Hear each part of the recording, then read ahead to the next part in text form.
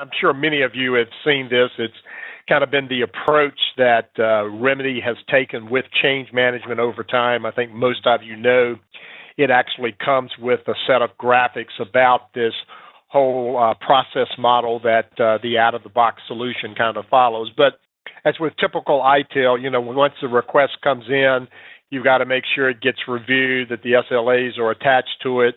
And then in any good change management environment, what are we doing? Why are we doing it? And what's the risk associated with doing it? Are we picking the right dates to do it? Do we have the proper resources that are going to be applied to it? Have we been able to identify the CIs that are going to be affected by this change? Because all of that becomes very important for the CAB or the change advisory board or your group who gets together on Wednesday, whatever you may call them, so that they can review that plan to change and either authorize it or ask for more info or say it's something that's not feasible at this point in time. So what that happens, of course, is you kind of go into assigning the various tasks and subtasks that are associated with the change request to your implementation team, in which case they go and do their thing, and then normally you have a verification process, whether it involves additional approvals or not. There's some kind of verification process that the change went out correctly. And most importantly is you need to monitor that change very closely for the first couple of days to make sure that it's not causing problems, as Dick mentioned, in your environment. So if all of a sudden we're getting a flood of incidents and about a particular application that's running on a server, and we can look back and see that we had a change request to, do something to that server the day before, we need to know that. It should give us actually a pinpoint of exactly where to go and see that, because those two things happened in such close proximity. And then, of course, to be able to associate those newly opened incidents with that failed change request and, get the lessons learned so that we don't repeat that process again. And then, you start the process all over again, or as depicted up here in the upper left-hand corner, of course, you may go into additional change requests at that point, or you may combine multiple changes into a formal release status. So, of course, release management is now part of the change management module within Remedy. So, pretty standard stuff. Let's get off of this and go over and start actually taking a look at the product.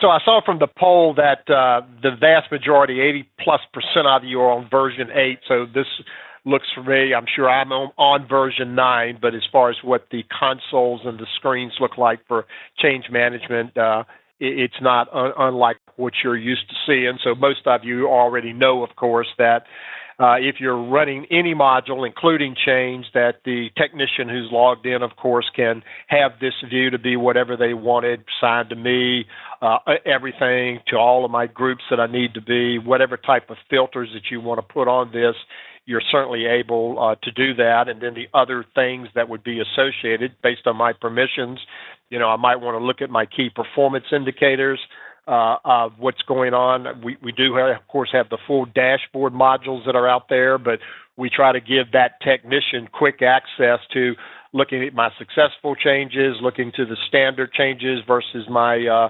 emergency changes that we may have, and it just builds this library as you go through it. And this is not anything that I've done custom here. This is just part of the out-of-the-box functionality that you get.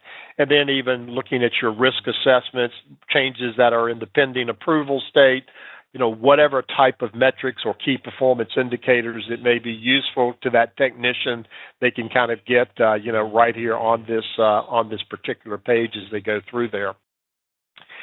So the other thing that you do, if you go back to my change console now where we were, I don't know why I did that. Excuse me just a second. Pop back in here. I must have hit the mouse clicker one time too many. But as I pop back into here to continue on with this, we want to talk about some of the features that, if you're not familiar with Remedy Change Managers that are in here, some very good new calendaring function that came about in version 8. Some great new functionality as far as the way the forms are laid out. It gives you, of course, as I mentioned, that process view. I might actually show you that. We've been a little slow here, though. I don't know what's going on. So here comes, the main login screen that most of you would be familiar with, and I'm just going to go on to my flyover here and pull our change management back up here. As we go in and go down, obviously I have permissions to run most about anything in here, given my rights within the system. So we'll bring the change console back up. And while that's loading, of course, as I mentioned, you do have your ability to go out and view the new change calendar that came about in 8.0, which was a vast improvement over what we had in 7.604, very much of an Outlook feel. Notice that if you hover over any one of the calendar entries, it gives you kind of a summary view, or if you wanted more of the detailed views, you could highlight that. You could hit the details, and it would bring up a lot of additional information there. So we're back to our change request here. We talked about the fact that you might want to come in and do a new change request. So let's just run through one of these, and you'll get an idea of what the process looks like and kind of how it works doing in there. So I'm again, logged in as an agent, Alan here, and I'm going to indicate that I'm going to use something that we have predefined called, we're going to do an upgrade template here. I did pick a template of we're going to upgrade a server hard drive is what we are doing there. And of course, the reason that you want to do that is it kind of has a standard way then of categorizing it, of assigning the risk levels and those types of things. So just by picking this template, it says it's an upgrade is what we're doing. It's a normal type of change. It assigns the urgency and the impact, which of course generates your priority. It automatically assigns your risk level. Now, depending on your permissions, you can override that. And of course, one of the features in change management is you can actually develop a series of questions to help derive a risk level as opposed to, I think something's moderate risk level and Dick would think that's high risk level, where you can kind of take the human factor out of it. If one, you use a template, as I've done here, or two, if you go through the questionnaire, like can it be easily rolled back? Is it being done through business hours? And you have weightings to the questions that you develop, and you'll let it derive what a risk level was there. Again, because I used the template here, it automatically said, well, for this type of activity, here are the 4 things that have to happen that are performed by one or multiple individuals that, in this case, we did sequence them to have them appear in a sequential fashion. As you are probably aware, though, you can have a combination of sequential and parallel or either or as you go through there, as you're looking at that. So one of the most important things at this point in time, of course, would be to go out and say, all right, I know what I'm doing. I've identified the tasks that are going to be done there. I, at this point, would need to pick out the dates when I'm looking to do this. So, we'll just say I'm going to do this tonight at 6 o'clock. We'll say that we're going to do it at of where we're trying to do it. So if we go 06 is what we're going to try to start it. And then we're going to end that, we'll just say the next day there and save that off. That gets your dates and times in there. And again, as most of you know, whenever you save a record within Remedy, that's what causes all the active links and filters to fly. And so it will perform some analysis of what's going on here. And for those of you paying close attention, you might have noticed that all of a sudden my collision detection turned red, and that's because this new activity that I'm scheduling on this date and time, there is a potential conflict with something else already scheduled within the system. So it at least alerts you, says, hey, take a look at this, see if that's going to be an issue. If not, it might just be an anomaly, but be aware that there are some other things going on with the employee services application, which is what this is all about on these different change requests. So at least I could take a look at kind of what's going on there as I look at that.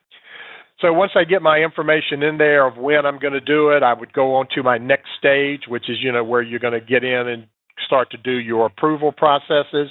So if we come back over here now and look at our work detail, we'll see down here that at least at the first level, it sent an approval notification out to Alan that he needs to approve this change request moving on to the implementation phase as you do that. So since I'm Alan, I'll just double click up there and it'll actually bring up, Approval Central. which most of you are familiar with. And again, since I'm authorized to do this, I can just go right into here and say, all right, I approve that, so I'm going to change that to approve. I'm going to save that out.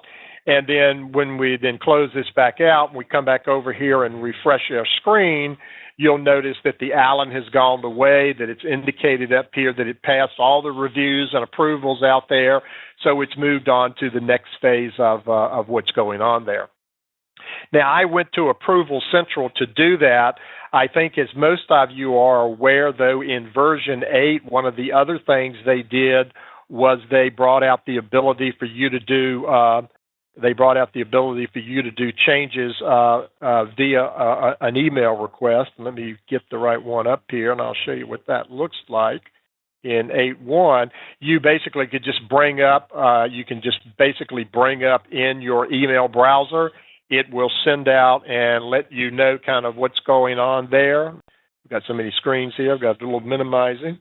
So if we kind of go over here and you pull up if you were to pull up your browser connections there, it would actually just say you can approve it in the email by clicking on the approval link, or if you would prefer to go to Approval Central, you can go right to there as well. There's where the change request actually came out there on change request, whatever the number was.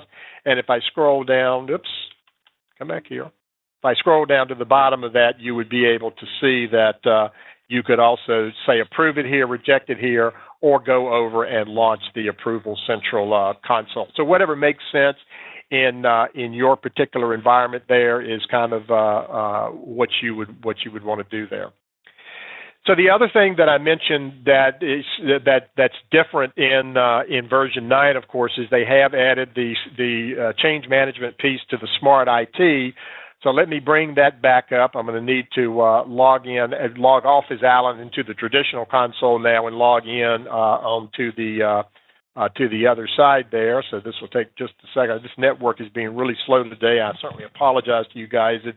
It's probably my home network more than anything else. It gets sporadic from time to time, but let me just connect here. We'll pop back into Remedy version 9 here. And we will go over and look at the Smart IT console that we've got here, actually on this particular tab. And so here you see our login. So I'm going to log in as Allen again here, just like I did on the other side, because I'm going to really do the same functions. And let me put in Allen's password and log in. And this will bring up the Smart IT console, which again, in version 8, it was really the help desk technicians only.